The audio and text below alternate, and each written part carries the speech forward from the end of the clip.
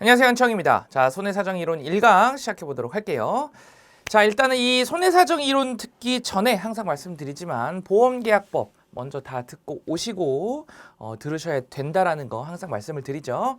자, 그러면 들어가 보도록 하겠습니다. 자, 우리 1강에서는 늘 그랬던 것처럼 이 손해사정 이론 과목의 구조와 원리에 대한 이야기 할 거고요. 그리고 그 다음으로 이제 사실 손해사정 이론에서는 우리 보험계약법에서 위험에 대한 이야기들을 했습니다. 그렇죠? 보험이란 무엇인가? 1강에서부터 해서 이제 위험에 대한 이야기를 조금씩 다뤘었는데 손해사정 이론에서는 이 위험에 대해서 더 자세하게 다룰 거예요. 그래서 굉장히 심화적으로 들어가게 되거든요. 그것이 또 손해사정 이론 과목의 또 핵심 중에 하나입니다. 그러다 보니까 이어서 이제 그렇다면 위험 파트 부분이 어떻게 구성이 되어 있고 우리가 그렇다면은 이건 앞으로 무슨 내용을 배우게 될 거다. 거기에 대한 어떤 기본 개념들과 구조들 그런 것들 좀 체크를 하면서 하도록 할게요. 자, 일단은 우리 계약법부터 해왔던 것이 이제 이러한 내용들이었습니다. 보험이란 무엇이었냐? 보험이란 자 A가 여러 명 있습니다. 그렇죠? A가 여러 명 단체를 형성을 해서 보험자에게 뭐를 해요? 청약을 하죠. 청약을 하고 그러면서 보험료를 내고 그러면 그 보험료를 가지고 보험회사에서는 기금이 만들어지고 청약을 받은 거에 대해서 심사를 한 다음에 오케이 승낙을 하게 되면 보험계약이 성립이 되는 거죠. 그렇죠? 그리고 그 다음에 만약에 사고가 발생했다. 그러면 이제 보험자에게 보험금을 청구하게 되겠습니다. 그렇죠? 그러면 보험회사는 또 이제 손해사정이라는 과정을 거쳐서 보험금을 지급을 하게 되겠어요. 그렇죠? 이러한 것들이 바로 보험이었습니다. 보험. 그래서 이러한 내용들, 이러한 계약 사항들이 약관에 명시가 되어 있고 그 약관이 바로 뭐였다. 약관이 2차에 대한 내용이었죠. 그래서 우리는 그 중에서도 2차에서는 손해사정에 중점을 둬서 시험에 나오는 것이다 라는 말씀을 드렸습니다. 그렇죠? 어찌됐든 이것이 바로 보험이었어요. 이것이 바로 보험이었습니다. 자, 그런데 보험은 보면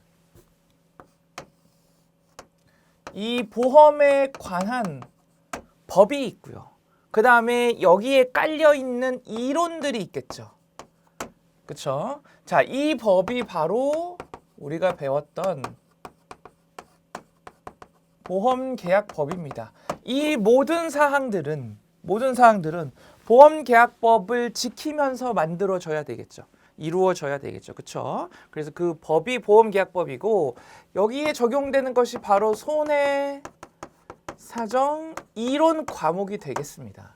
이론 과목. 그럼 쉽게 얘기해서 이런 거죠. 우리 법이 제정되는 과정을 보면 물론 국회의원분들께서 입법을 하시지만 법안을 만드시잖아요. 기본적으로. 그럼 당연히 전문가들을 초청을 해서 전문가들께서 이렇게 학자분들이나 교수님들이나 이렇게 해서 법안을 만드시죠. 그렇죠? 그럼 그 학자분들은 다 이론가시죠, 이제. 그렇죠? 그럼 어디서 배워보신 분, 이렇게 해서 이론이 만들어지면 사실은 그 이론을 기초로 해서 법이 또 이루어진다라는 거죠. 그렇죠? 그러니까 사실은 이 우리가 배웠던 보험계약법과 손해사정 이론과 사실은 겹쳐지는 부분이 발생을 할 수밖에 없습니다. 겹쳐지는 부분이. 이해가 되실까요? 그럼 어떤 차이가 있느냐? 기본적으로는 첫 번째는 표현, 용어의 차이가 있겠죠. 보험계약법 과목은 기본적으로 법 과목이니까 법조문에 나온 표현 그대로를 씁니다. 그것이 기본 용어가 되죠. 그렇죠? 그런데 손해사정 이론은 이론 과목이다 보니까 학술적인 용어를 쓰겠습니다. 그리고 또 그러다 보니까 사실은 교재마다 어떤 교수님마다 그 용어가 달라질 수 있겠죠. 특히나 우리나라 손해사정 여러분들 우리나라의 어떤 보험 그리고 손해사정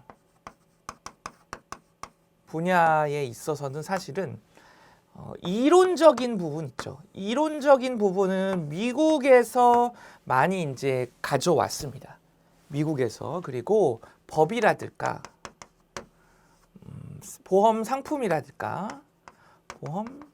상품이라든가 이런 것은 일본에서 많이 가져왔어요. 그래서 뭐 나중에 손해사정사 취득하시고라도 더 관심이 있으셔서 뭐 대학원을 가신다든가 공부를 하시다든가 그러면 실제적으로 이론은 어떤 영어로 된 자료가, 그 다음에 이런 법이나 현재 우리가 운영되고 있는 보험 상품은 일본의 자료가, 일본어로 된 자료가 굉장히 많고 그것들이 유용하실 겁니다. 실제적으로는. 어찌됐든 다시 돌아와서 이렇기 때문에 사실은 그렇다면 이 우리나라의 교수님들이나 그런 학자분들께서 다 외국에서 공부를 하고 오신 거죠. 그럼 우리나라에서 이제 본인들께서 한글로 책을 쓰시다 보니까 영어로는 이런 표현이지만 A 교수님께서는 이렇게 쓰시고 B 교수님께서는 이렇게 쓰시다 보니 약간의 표현의 교재마다 교수님마다 한글 표현의 차이들이 조금씩은 발생하게 됩니다. 그래서 이론 과목은 여러분 나중에 이제 우리 기출 보면 아시겠지만 이론 과목은요 대부분 첫 번째 특징은 뭐 보기 1번 용어가 이렇게 나오잖아요. 뒤에 반드시 거의 90 몇 프로의 확률로 영어가 써 있습니다. 영어가 이것이 정확히는 어떤 뜻이다 라고. 왜? 사실은 여기에 기반을 둬서 된 거기 때문에. 이해가 되실까요? 그것이 첫 번째 특징이고, 또 두 번째 특징은 보험계약법 법 과목은 어때요? 법 과목은 법조문이 명확하게 있습니다. 저 법조문을 지켜야 되죠. 그러니까 문제 나오는 스타일이 다음 중 뭐에 대한 설명으로 틀린 것은, 옳은 것은 이렇게 정확하게 사실은 답을 구분 지을 수 있도록 물어보는 반면 이론 시험은 그럴 수가 없습니다. 성격상. 그러겠죠. 이론이기 때문에. 그래서 특징이 뭐 다음과 관련이 가장 깊은 것은, 아니면 가장 관련이 없는 것은, 가장 거리가 먼 것은, 이런 식으로 표현이 많이 나와요. 이런 식으로. 되시겠죠? 즉 무슨 내용, 뭐냐, 정리를 하자면 내용은 이런 식으로 어느 정도 중복이 됩니다. 중복이 되는 부분들이 있습니다.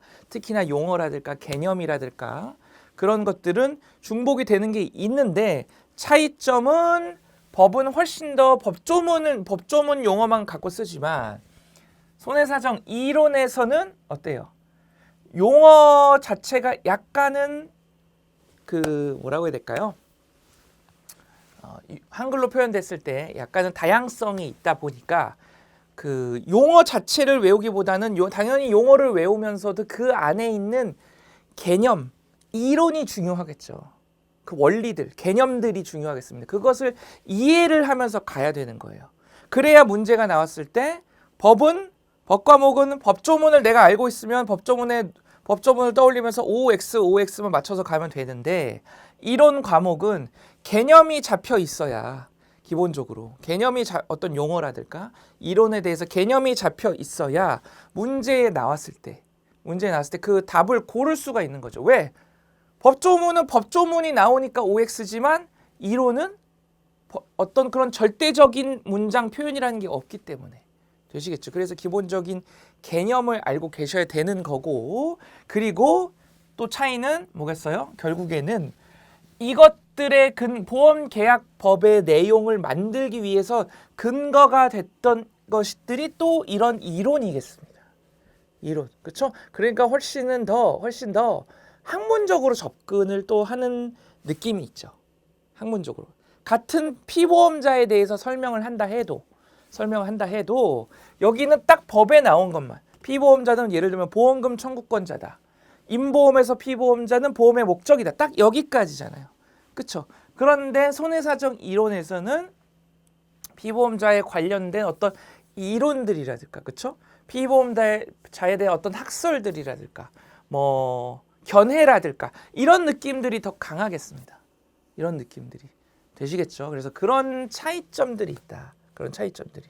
그리고 뭐 이제 추가하자면 이 과정에서 이 보험회사, 보험회사가 보험 영업을 하는데 영업을 하는데 있어서의 감독, 규제를 받는 법이 바로 보험업법이죠. 그럼 보험업법은 사실은 거의 좀 따로 떨어져 있다고 봐도 되지만 그래도 용어나 이런 것들이 중복은 되어 있으니까 이런 식의 구조가 되는 겁니다. 되시겠죠? 이런 식의 구조가 따라서 결론적으로 그렇다면 우리 이제 손해사정 이론 시험의 구조는 어떻게 되느냐. 자, 이런 원리를 다 설명을 드렸죠, 지금. 그렇죠? 구조 원리를 설명드리면서 결과적으로 정리를 하면 첫 번째 파트는 뭐가 되겠어요?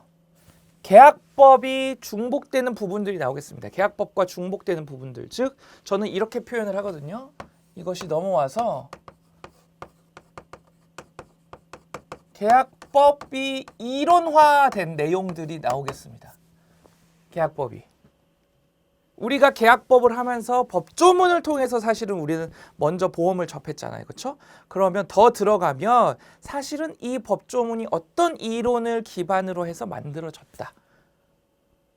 이런 느낌 되시겠어요? 그렇죠? 그러니까 법조문은 보험계약법은 법조문이 명확한 센텐스, 이 문장을 우리가 공부를 했다면 우리 손해사정 이론에서는 이 문장을 이론적으로 접근을 하는 거죠. 그렇죠? 그래서 계약법 이론화라고 저는 표현을 합니다. 그래서 계약법 이론화에 대한 부분이 나와요. 그러면 나중에 문제를 보시면 아시겠지만 첫 번째는 거의 그대로 나오는 것들도 있습니다. 깜짝깜짝 놀라실 거예요. 보면 거의 그대로 나오는 것도 있고 그 다음에 용어는 분명 계약법 용어인데 약간은 뉘앙성을 주면서 다르게 표현을 해서 나오는 경우도 있습니다. 어찌됐든 계약법에 나오는 내용이 되겠어요.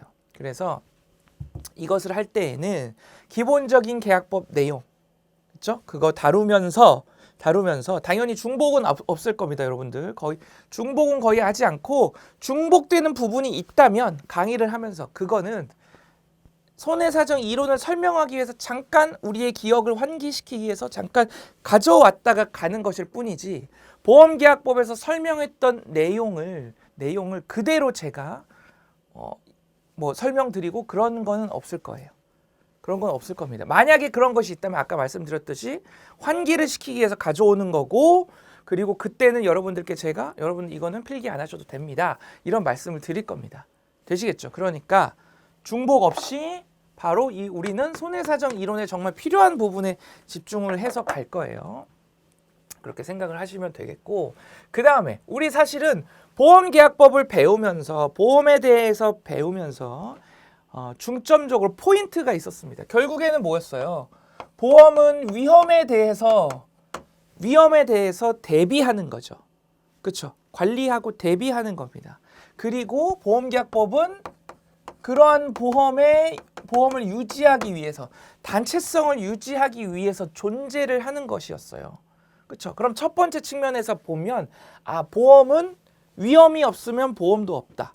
우리 보험계약법에서 배웠습니다. 첫 번째 시간에. 그렇죠? 그래서 손해사정 이론에서는요. 이 위험에 대해서 훨씬 더 이론적으로 들어갈 거예요. 위험에 대해서. 그리고 한 발 더 나아가서 보세요. 보험이라는 거 위험에 대비하는 거죠. 그렇죠? 그래서 위험을 잘 관리하는 것은 계약자 측도 해야 되고 보험회사 측도 해야 됩니다. 그래야 단체성도 잘 유지가 되고 그러는 거죠. 그래서 더 정확히 표현하면 위험 관리에 대한 내용들을 할 겁니다. 사실은 우리 보험도 여러 위험 관리 방법 중에 하나예요. 그러겠죠. 내가 예를 들어서 암을 대비하고 싶습니다. 암을 대비하고 싶은데 이것 1억이 든다고 칠게요. 대비하는데. 그럼 내가 이것을 그대로 1억을 그냥 돈을 모으면서 갖고 있을 것인지 아니면 보험을 가입해서 그 위험을 관리할 건지 여러 방법들이 있겠죠. 보험도 그 중에 하나입니다. 보험도. 그것을 우리는 보험계약법 때 배운 거고요. 손해사정 이론으로 오면 위험에 대해서 일단은 이론적으로 들어간 다음에 여러 보험을 비롯한 여러 관리 기법들에 대한 이야기들을 할 거예요. 그것을 이론적으로 볼 겁니다. 되시겠죠? 자, 그리고 계약법 하면서 우리 보험은 단체성을 유지하는 것이었어요. 그럼 보험 제도를 유지한다라는 것은 보험자 입장에서는 보험 경영을 잘한다라는 얘기가 되겠죠. 그렇죠? 자, 그런데 손해사정 이론 과목을 보면 약간은 특징이 있는 게 포인트를 또 잡을 수 있는 게 뭐냐면요. 손해사정은 누가 해요? 보험회사가 합니다. 그렇죠? 그러면 사실은 이 손해사정 이론의 많은 부분들은 보험회사 입장에서 행해야 되는 업무들이라든가 그런 것들의 액션이라든가 그런 것들에 대한 이론이 되겠어요. 보험회사 입장에 대한 거. 그래서 세 번째는 뭐냐? 바로 보험 경영 수리에 대한 내용이 있습니다. 사실 옛날에 이렇게 자격증이 통합 신체와 재물로 통합되기 전에는요. 이렇게 이 보험 수리 부분이 그렇게 중요하지는 않았어요. 보험 수리 부분이 그때는 또 이 손해사정 이론이 2차 논술로 갔던 때이기 때문에 정말 2차에서는 그런 어떤 손해사정에 관련된 것만 더 집중적으로 물어보게 되겠죠. 그러다 보니까 사실은 보험 수리에 대한 부분은 그렇게 크게 다루어지지 않았습니다. 그런데 자격증이 통합이 되고 손해사정 이론이 1차로 내려오면서 우리 1차 시험의 특징은 뭐예요? 그래도 전반적으로 가져가는 거죠. 일반화된 내용들에 대해서 배우는 것이 또 1차 과목들의 특징이죠. 그러다 보니까 이런 보험회사 입장 그리고 또 보험 제도의 유지 측면에서 보험 경영과 수리가 사실은 중요합니다. 그렇죠? 그래서 좀 큰 파트로 왔어요. 큰 파트로 이렇게 나타나기 시작했습니다. 그리고 실질적으로 계산 문제들이 생기기 시작했죠. 그래서 되시겠죠? 자, 그리고 네 번째는 마지막 손해사정 이론이니까 손해사정에 대한 것이 나옵니다. 그래서 손해사정에 대한 일반 이론이 있고요.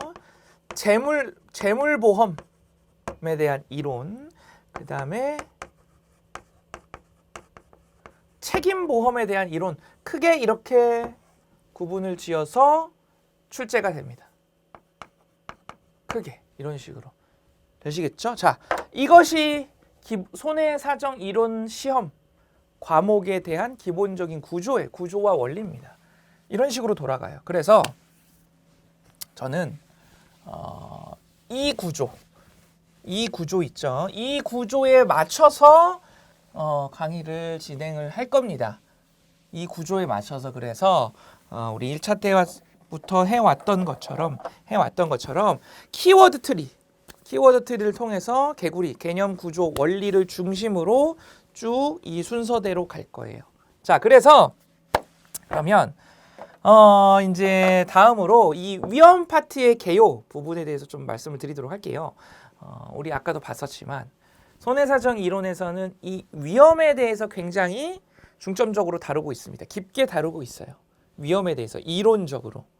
그래서 우리가 여태까지 보험계약법에서 봤던 그런 접근 방식, 그렇죠? 그런 접근 방식이 아니라 조금 더 약간은 이론적이고 학문적이고 그리고 뭐라 그래야 될까요? 기법적인 그런 내용들이 있습니다. 그런 내용들. 자, 그런데 아까도 말씀드렸지만 이 계약법과 중복되는, 그래서 저는 그거를 1번 계약법 이론화라고 표현이 됐었죠. 그 부분이 아까 설명드린 것처럼 그대로 나오는, 계약법에서 배웠던 내용 그대로 나오는 것도 있고요. 그리고 거기에 한두 개만 추가하거나 변형해서 나오는 경우가 있습니다. 그 두 가지 경우예요, 사실은. 두 가지 경우. 그래서 예를 제가 들어볼게요. 실제 이거 기출 문제입니다, 여러분들. 실제 기출 문제예요. 자, 보험에서 담보하는 위험의 특징에 해당하지 않는 것은 했습니다.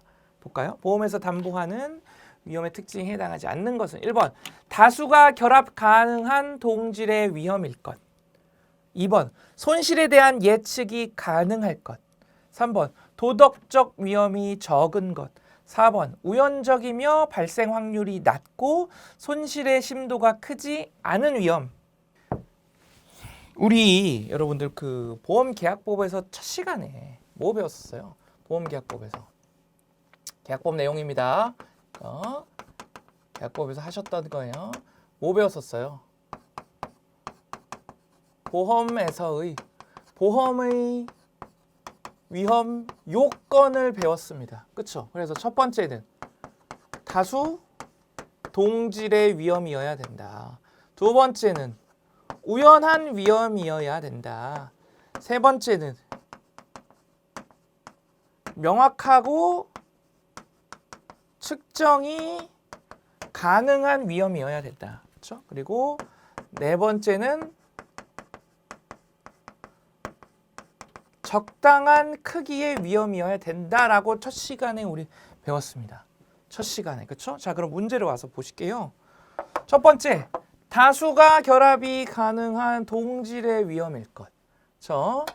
두 번째, 손실에 대한 예측이 가능할 것, 명확하고 측정이 가능할 것. 그렇죠? 세 번째, 도덕적 위험이 적은 것. 이것은 사실은 굳이 1, 2, 3, 4번으로 정리하지 않아도 알 수 있는 문제죠. 그러니까 이 첫 번째 이런 것들이 이제 이론 시험의 특징인 거죠. 이론 시험에 계약법 시험은 명확하게 1, 2, 3, 4, 5 뭐 이렇게 딱 나왔다면 이론은 그런 것이 아닌 거죠. 그러니까 기본적인 개념들이 딱 잡혀 있어야 기본기가 잡혀 있어야 응용력도 생긴다. 왜 이론 문제는 그럴 수밖에 없으니까 원리가 그렇죠? 자, 그리고 4번 보겠습니다. 우연성. 우연적이어야 되죠. 자, 그리고 포인트는 이제 여기에요. 발생 확률이 낮고 심도가 크지 않은 위험입니다. 어떤 위험의 본격적인 성질, 이런 위험은 이런 성질이 있고 이런 위험은 이런 성질이 있는데 보험에서 담보하는 위험은 발생 확률이 낮고 즉 빈도가 낮고 손실의 심도, 손해액이 되겠죠. 손해액 같은 거, 손실의 크기, 심도가 크지 않은 위험. 발생 확률이 낮고 손실의 심도가 크지 않은 위험을 담보를 해야 되겠다라고 여기서 말하고 있는 겁니다. 즉, 위험에서는 우리 위험의 손해사정 이론에서는 위험에 대해서 이런 위험은 이런 특징이 있고 이런 위험은 이런 특징이 있어. 그래서 이 위험은 이런 특징이 있기 때문에 이런 기법을 선택을 해야 되고 이 위험은 이런 특징이 있기 때문에 이러한 기법을 선택을 해야 돼 라는 내용들을 배우게 되는 거예요. 라는 내용들을 되실까요? 자, 그렇다면 보험에서 담보하는 위험은 어떤 특징이 있길래 보험에서 담보해야 될까? 그 특징을 손해사정 이론에서는 이 빈도와 심도라는 용어를 가지고 기본적으로 파악을 합니다. 기본적으로. 그래서 답은 뭐냐? 답은 여러분들 뭐겠어요? 이것을 맞추신다면 당연히 뭐 여태까지 봤을 때는 4번밖에 안 남았죠. 그쵸? 답은 4번입니다. 4번. 그래서 결론부터 말씀드리면 보험에서 담보하는 위험은요. 빈도는 낮고 심도는 높은 위험을 보험에서 담보를 합니다. 다음 시간에 더 구체적으로 할 건데 맛배기로 지금 말씀드리면 보세요. 만약에 빈도가 낮습니다. 발생이 얼마 안 돼요. 1년에 1년에도 아니에요. 10년에 한 번 말고 뭐 생길까 말까입니다. 그런데 한 번 생겨도 손해액이 크지도 않아요. 그러면 굳이 내가 매달 보험료를 내가면서 대비할 필요가 있어요, 없어요? 오히려 그게 낭비죠. 그렇죠? 내 경제 주체 입장에서 봤을 때 이론적으로 봤을 때 보험을 드는 게 무조건 좋은 게 아니잖아요. 우리 보험계약법에서는 그냥 당연히 보험계약을 든다 생각하고 그 외에는 다른 옵션은 생각하지 않고 쭉 왔다면 이것은 한 발짝 뒤로 물러나서 이론적으로 봤을 때 왜 그럼 보험에 들어야 돼? 오히려 비용 낭비지. 그렇죠? 그러니까 이런 것들은 보험을 들을 필요가 없어요. 필요가 없습니다. 그런데 만약에 발생 확률은 낮아요. 그러니까 한 10년이나 뭐 발생이 될까 말까 합니다. 근데 사실 한 번 터지면 손해액이 커요. 암 같은 것들이 되겠죠.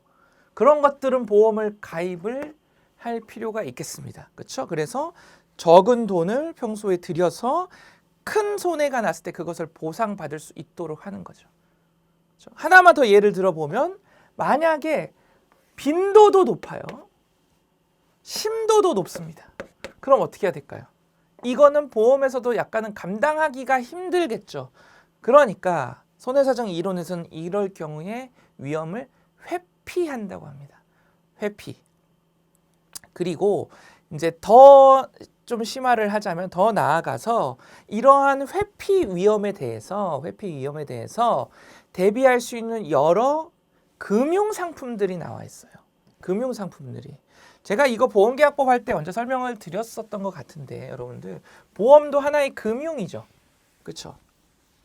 그래서 여러분들 우리가 하는 제가 뭐 할 때 설명을 드렸었을까요? 이거 공부에 대해서 쉽게 생각하면 모든 일이 쉽게 생각하면 너무 쉽고 어렵게 생각하면 너무 어렵습니다. 그럼 손해사정 이론 우리 과목 신체 특히나 보시는 분들은 많다고 생각을 하시잖아요. 많을 수 있습니다. 그런데 사실은 여러분들 그 각 한 과목 크기가 많죠. 그렇죠? 그런데 한 과목은요. 손해사정이라는 과목의 단원에 불과합니다. 단원에. 그럼 손해사정 이론은요 또 보험이라는 하나의 과목에 뭐 언더라이팅, 뭐 계리, 그 다음에 손해사정이라는 한 과목에 또 불과하고요. 보험이라는 거는요 또 금융을 놓고 봤을 때 뭐 증권, 뭐 보험 하나의 또 과목에 불과해요. 그럼 내가 만약에 예를 들어 난 금융 전문가가 되고 싶다 라고 한다면 나머지 것들은 그냥 다 하나의 과목에 불과하고 이런 것들을 하나씩 그냥 하시다 보면 여러분들 금융 전문가가 되시는 겁니다. 그렇죠? 이렇게 생각하면은 쉬운 거예요. 이렇게 생각하면 되시겠죠? 그런 것처럼 우리 지금 하고 있는 이 손해사정 이론도 위험 관리를 하는 데 있어서 여러 기법들을 가지고 있다고 했습니다. 그렇죠? 그럼 그런 기법들은 다 금융적인 기법 다가 아니라 그런 기법들은 보험회사가 펼치죠. 그렇죠? 물론 보험회사 말고 다른 경제 주체들도 있겠지만 보험회사가 그런 금융 기법들을 쫙 펼치겠습니다. 여러 가지들을 채택해서 하겠죠. 그러면 여러분들 사실은 보험회사도 일종의 투자회사입니다. 금융회사입니다. 그렇죠? 리스크를 특히나 리스크 관리하는 측면에서 금융회사라고 볼 수가 있는데 그러면 그런 금융적인 기법이 굉장히 시대가 갈수록 많이 발전을 하겠죠. 그렇죠? 그러다 보면 아까 같이 보험에서 담보하기 어려운 회피성의 위험들을 대비할 수 있는 금융 기법들이 생겨나기 시작하는 거죠. 그런 것들도 배울 겁니다. 근데 사실은 그렇게 중요하지는 않아요. 그 기법 하나하나가 중요하진 않습니다. 그러한 기법, 그러니까 한마디로 정말 큰 재해 있죠. 감당할 수 없는 큰 재해에 대해서 대비하는 기법을 예를 들면 ART라고 하는데 이 ART에 대해서만 간단하게 하고 거기에 대해서 시험 문제가 나옵니다. 되실까요? 그런데 한 단계 우리 이제 강의에서는 한 단계 더 나아가서 이제 수험생이니까 하나만 더 준비를 하자면 ART의 여러 종류들이 있어요. 종류들이. 그래서 그것의 종류들에 대한 이야기들까지 간단하게만 체크할 겁니다. 간단하게. 금융 시험이 아니기 때문에 우리가 그것의 기본적인 뭐 큰 원리나 이런 것들까지 외울 필요는 없고 이것이 뭐다. 장단점은 뭐다. 이런 느낌으로다가 간단하게 정리를 할 거예요. 되실까요? 자, 그럼 다시 돌아와서 이런 것들을 한다라는 겁니다. 이런 것들을. 되실까요? 이런 것들을 한다. 자, 그래서 정리를 하면 이렇습니다. 자, 우리 손해사정 이론은 첫 번째 보험계약법이 이론화되는 파트가 있다라는 거, 그렇죠? 그리고 두 번째는 특히나 위험 관리에 대한 부분. 세 번째는 보험 경영과 수리. 그다음에 네 번째는 손해사정.